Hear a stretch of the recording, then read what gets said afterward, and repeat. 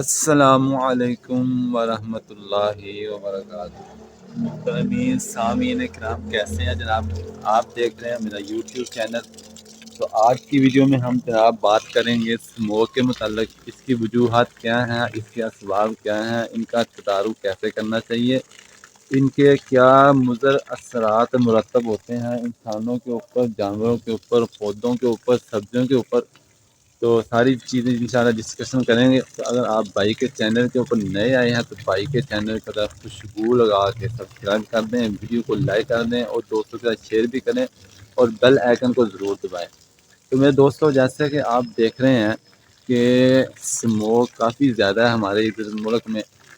تو اس کی وجوہات، سب سے بڑی وجوہات جو ہیں یہ ہے کہ ہاں، یہاں پہ گاڑیوں کا شور بہت زیادہ ہے، آلودگی بہت زیادہ ہے، دھواں بہت چھوڑتی ہیں یہ گاڑیاں، جس کی وجہ سے جو ہے یہ آلودگی ہوتی ہے، اسموگ ہوتی ہے۔ اس کے بہت ہی برے اثرات ہیں انسانوں کے اوپر، پودوں کے اوپر، سبزیوں کے اوپر۔ ہماری سبزیوں کے اوپر اثرات بہت برے مرتب ہوتے ہیں۔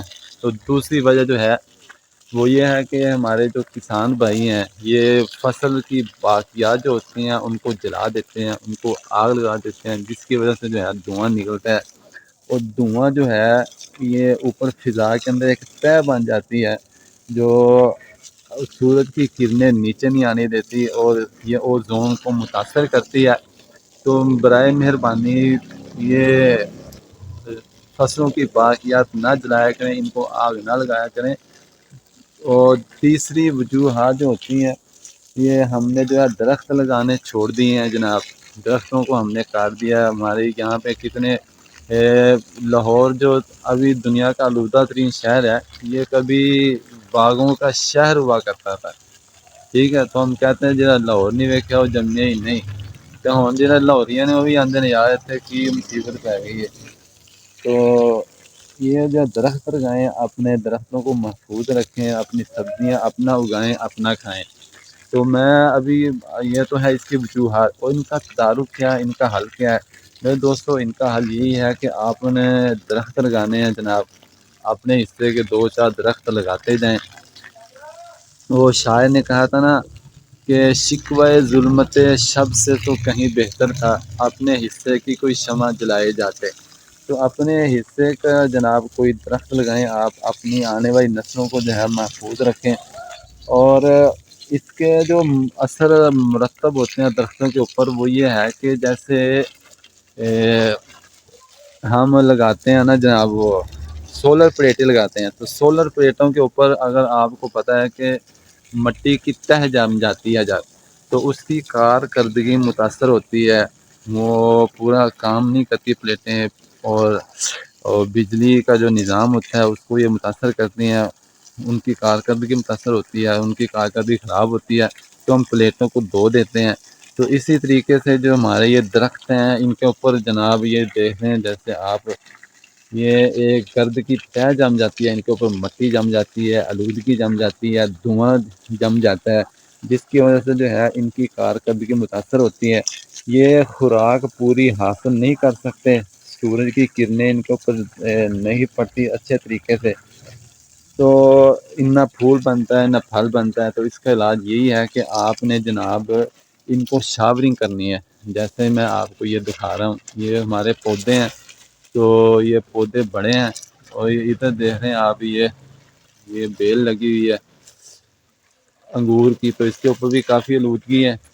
تو یہ آپ نے کرنا کیا ہے کہ اپنے پودوں کو، جو آپ کے پودے بڑے ہیں، جیسے یہ امرود ہے، اس کو پائپ کے ساتھ، جیسے میں نے یہ لگا رکھا ہے ڈائریکٹ، تو آپ اس کو پائپ کے ساتھ جناب اچھے طریقے سے اس کی شاورنگ کریں۔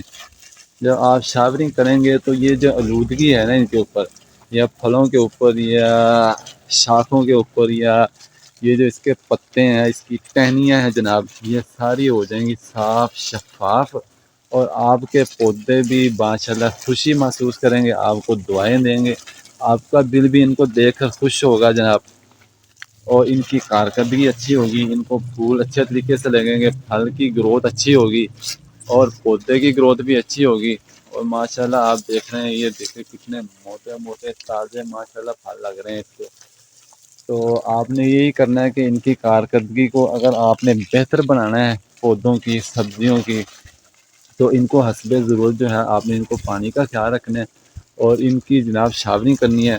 آپ نے یہ خیال کرنا ہے کہ آپ کے پودے اگر بڑے ہیں تو ان کو اچھے طریقے سے شاور کریں، اگر آپ کے پودے سبزی والے ہیں تو آپ نے ان کو ہلکی شاورنگ کرنی ہے۔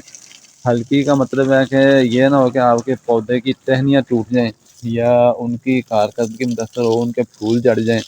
اور کچھ پودے ایسے ہوتے ہیں جن کو پانی کی زیادہ ضرورت ہوتی ہے، جیسے یہ پودینہ ہے، تو اس کو آپ اس کو نم رکھیں ذرا اس کی مٹی کو، تو اچھے طریقے سے جناب اس کو پانی دیں۔ لیکن جو پیتا ہے اس کو پانی کی پورا سیزن 2-3 مہینے کوئی ضرورت نہیں ہے، اس کے اوپر جو نمی پڑتی ہے، جو شبنم پڑتی ہے، پانی گرتا ہے جناب، تریل جنوں آندے نے، تو وہ تو اس کے لیے وہی کافی ہے۔ اور مٹر ہیں سبزی والے، ان کو بھی کوئی ضرورت نہیں ہے اتنی پانی کی ہوتی ہے، جتنا آپ پانی کم لگائیں گے جب خاص طور پہ جب ان کو پھول آتے ہیں، تو جب پھول آتے ہیں تو ان کو پانی کی بہت کم ضرورت ہوتی ہے۔ تو اس چیز کا آپ نے خیال رکھنا ہے کہ یہ چیز کی آپ کو پہچان ہونی چاہیے کہ ان پودوں کو کتنے پانی کی ضرورت ہے اور ان پودوں کو پانی کی ضرورت نہیں ہے۔ تو اس چیز کا آپ نے خیال رکھنا ہے۔ تو اس طریقے سے آپ ان سے بچ سکتے ہیں اور دعاؤں میں ہمیں یاد رکھ سکتے ہیں۔ اگر آپ ملیں گے نیکسٹ ویڈیو میں، تب تک کے لیے اجازت دیں۔ السلام علیکم۔